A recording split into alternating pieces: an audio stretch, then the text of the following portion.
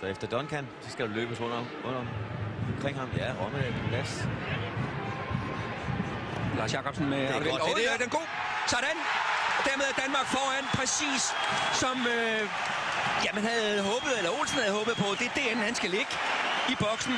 Og så trækker altså hele det kyprioliske forsvar til nærmeste stolpe, kan man sige. Men mesterligt indlæg. Mesterligt Duncans første bold, som man får stuset med kontrol videre ud til Rommedahl. Og det han gør derefter, det håber vi får billeder af her, det er et hurtigt løb og gerne i bue om mod anden område af feltet, så han kommer i ryggen af forsvaret og ser ham fortsætte her. Og hovedstøtte. Christian Eriksen.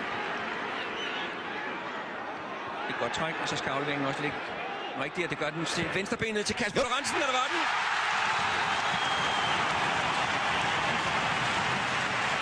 Han har haft et forsøg med det venstreben der, og så får han altså smækket den over det lange hjørne. Det er faktisk et svært spark.